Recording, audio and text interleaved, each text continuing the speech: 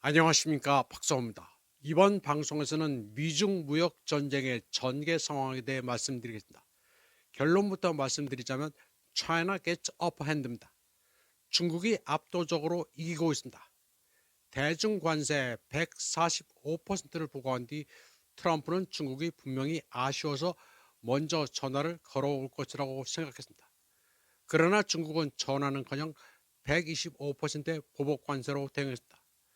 중국은 강경했습니다. 중국 외교부는 단大门 敞开 다放配 到底 대화에는 대문이 활짝 열려있으니 원하면 대화를 하라. 그리고 중국을 때린다면 끝까지 모시겠다고 했습니다.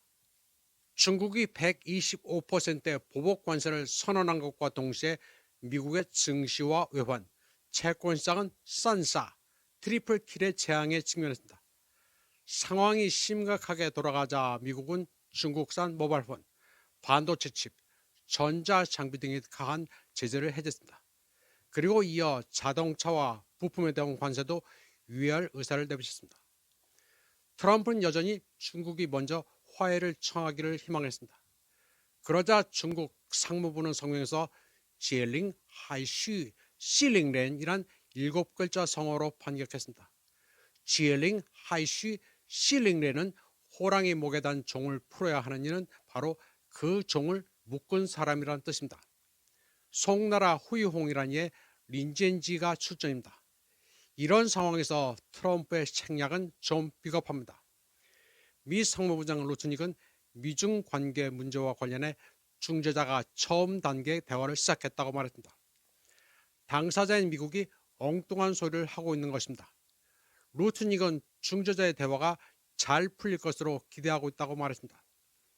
이에 대해 중국은 트럼프 행정부가 직접 대화 대신 꼼수를 부리고 있다는 입장입니다. 미국과 중국 사이에는 여전히 외교 관계가 있으며 무역 대표부와 군대도 핫라인을 가지고 있는데 트럼프가 굳이 중재자를 찾는다는 게 정상적이지 않다고 보고 있습니다. 중국은 트럼프의 말에 신뢰가 없다고 판단하고 있습니다. 3월 4일 트럼프는 미국이 파나마 운하를 되찾기 시작했다고 선언했지만 파나마 대통령 물리노는 즉각 반발하면서 트럼프가 거짓말을 하고 있으며 운하를 탈환할 수 있는 방법은 없다고 반박했습니다. 트럼프는 또 로우존을 언급하면서 유럽이 우크라이나의 평화 유지군을 파견하는 것에 대해 러시아는 반대하지 않는다고 말한 적도 있습니다. 이에 대해 세르게이 라브로프 러시아 교부장은 트럼프가 대놓고 거짓말을 한다고 반박했습니다. 트럼프는 입을 벌리면 거짓말과 실수의 연속입니다.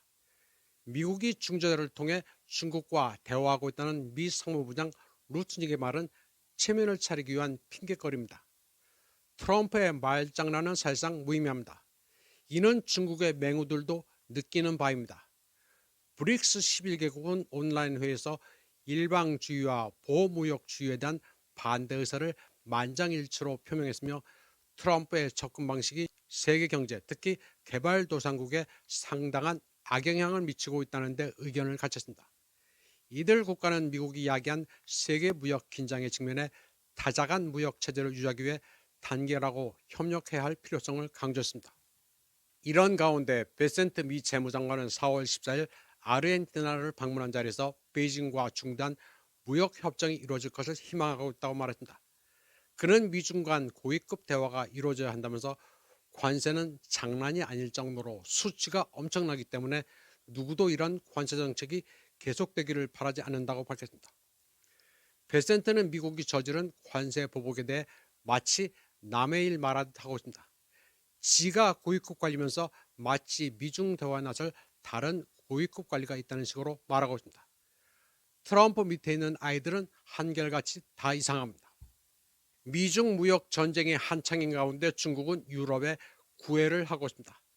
중국이 개최한 제5회 국제 소유품 박람회에는 벤틀리, 포르쉐, 버버리 등 4,100개 메이커가 참가했습니다.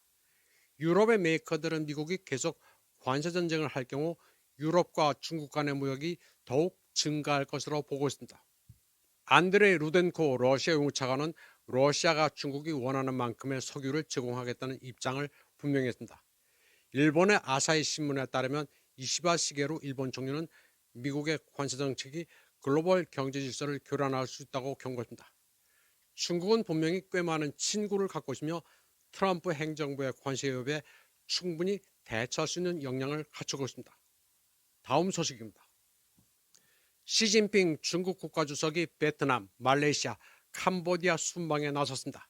시진핑은 14일부터 15일까지 베트남 국빈 방문을 마쳤습니다. 시진핑으로서는 베트남이 2025년 첫 해외 방문입니다. 외교는 프로토콜이 전부라고 하는데 베트남은 1991년 이래 최대 예우로 시진핑을 맞았습니다. 베트남 국가주석 렁꾸엉이 직접 하노이 공항에서 영접했습니다. 시진핑과 베트남 공산당 서기장 토람은 47개 협력 방안을 발표했습니다. 서플라이 체인에서 협력을 확대하고 5G, 인공지능, 녹색 개발 등 신흥 산업 분야 협력과 양국의 교통망 확대 등 커넥티비티에 대해 논했습니다. 중국은 베트남에 대해 미국의 일방적인 관세 보복과 무역 관행의 괴롭힘에 대해 공동 대응하자고 촉구했지만 베트남은 여기에 응하지는 않았습니다. 베트남은 미국과의 무역에서 흑자를 보고 중국에서 적자를 보는 구조를 가지고 있습니다.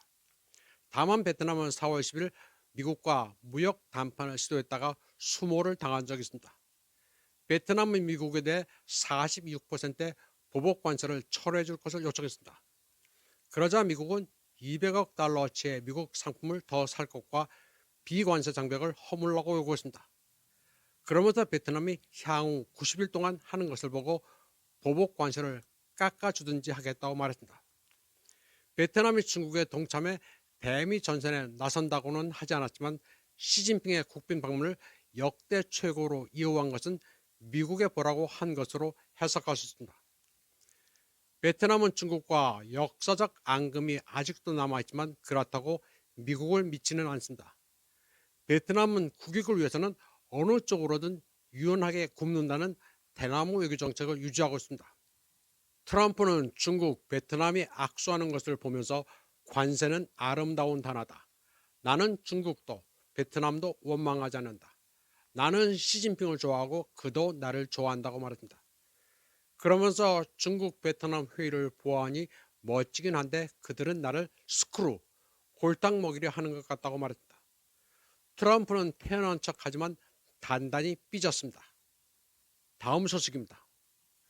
중국 내 미국 명품 제조 공장에서 일하고 있는 틱톡 유저들은 명품의 제조 원가를 공개하면서 미국을 약올렸습니다. 소비자 가격이 38,000달러에 달하는 에르메스 버킨스의 원가를 알면 놀라 자빠질 것이라는 영상입니다. 또 100달러씩 하는 양말도 원가가 5달러에서 7달러에 불과하다면서 중국을 관광하는 미국인들은 중국 공장에 와서 직구매를 하면 된다고 말하고 있습니다. 미국 메이커들이 중국에서 아주 터무니없는 원가로 명품이란 것을 만들어 자국민들에게 덤터기를 씌우고 있다고 중국 네티즌들은 폭로했습니다. 이 영상들을 보고 중국 내에서 명품을 공장에서 직구하는 미국인들도 늘고 있습니다. 귀국시 공항에서 세금을 내도 싸게 먹히기 때문입니다. 중국은 관세로 비싸진 미국산 여객기와 부품을 감당할 수 없다면서 기존에 계약한 보잉 7879 드림라이너 기종의 인수를 거부하라고 자국 항공사에 지시했습니다. 중국도 이미 민간 여객기 국산화에 성공한 만큼 이 기회에 본때를 보이겠다는 결심입니다. 뿐만 아니라 중국 항공사들이 기존에 보유하고 있던 보잉제 여객기도 다 처분하라고 명령했습니다. 이에 따라 중국 남방항공의 경우 보잉 7878 기종 10대와 엔진 2대를 5억 5천만 달러에 팔아치운다고 발표했습니다. 매각하는 기종은 모두 2014년과 2015년에 제작돼 아직도 쓸만하지만 모두 도태시키고 중국산으로 대체한다는 계획입니다. 지금 중국은 전시 상태에 돌입했습니다. 대미 무역 전쟁의 주무부서인 외교부와 상무부에 대해서는 휴가 금지령과 함께 24시간 대기하라는 지침이 하달됐습니다. 구체적으로 모바일 폰도 꺼놓지 말고 항상 전화를 받을 준비를 하라는 지침도 있습니다. 군대에서 말하는 통신 축선상 대기입니다. 로이터에 따르면 중국은 이와 함께 다른 나라에 대해 매력 외교, 즉 차밍 오펜시브로 나가 반미 세력을 규합하는 것도 추진하고 있습니다. 한편 2025년 홍콩 전민국가안전교육일 행사에서 국무원 홍콩 마카오 담당 주임 샤바올롱은 미국을 맹비난했습니다. 그는 미국이 노리는 것은 관세가 아니라 중국인의 명줄이라고 말했습니다. 그리고 미국의 샹바라오먼 그 촌놈들이 중화민족 5천년의 문명 앞에서 질질 짜게 만들자고 말했습니다. 미국의 펜스 부통령이 중국인을 지칭해 페전트, 별 볼 일 없는 농노, 소장농이라고 조롱한 데 대한 반발입니다. 중국 외교부는 시진핑이 2018년 상하이 국제 박람회에서 설파한 중국 경제 대해론을 다시 상기시키고 있습니다. 중국 경제는 자그마한 연못이 아니라 큰 바다다. 큰 바다는 풍랑이 잠잠해질 때도 있고 폭풍우가 몰아칠 때도 있다. 폭풍우가 없으면 그것은 큰 바다가 아니다. 폭풍우는 작은 연못을 뒤집을 수 있지만 큰 바다는 뒤집지 못한다고 말했습니다. 그리고 중국은 5천년의 풍상을 겪었지만 여전히 그 자리에 있다고 말했습니다. 시진핑의 연설은 아주 명문인데 제 견해로는 산차오구어스라 불리는 왕후닝이 써준 것 같습니다. 중국은 지금 똘똘 뭉쳐 죽기 살기로 미국과 싸우고 있습니다.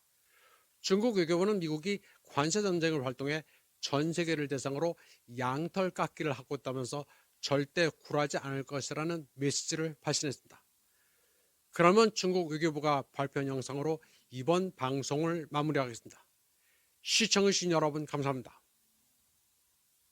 The U.S.-triggered tariff storm sweeps the globe. Markets are in panic. The so-called global beacon now puts America first.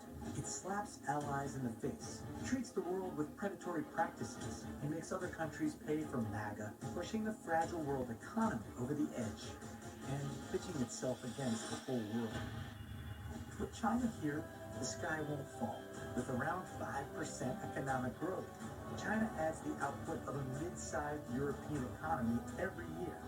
China has hundreds of millions of skilled workers. Chinese people are well known for their strong work ethic. China's development over the past 7 decades is a result of self-reliance and hard work, not favors from others. China's technological innovation is full of vitality, from follower to leader, from made in China to created in China. Every tech bottleneck is turned into a breakthrough. Foreign investors are bullish about China.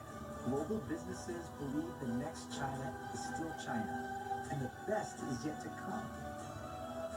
Openness and win-win cooperation are ingrained in the DNA of the Chinese people. 600 years ago, Chinese navigator Cheng He led fleets to the Indian Ocean and beyond, not for territorial conquest, but for silk and ceramics trade. Today, China has become a major trading partner with over 150 countries and regions.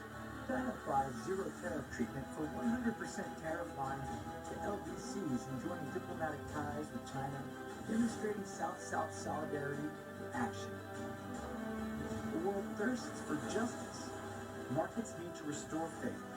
Between the pond of closed markets and the ocean of economic interconnectivity, which one would you choose?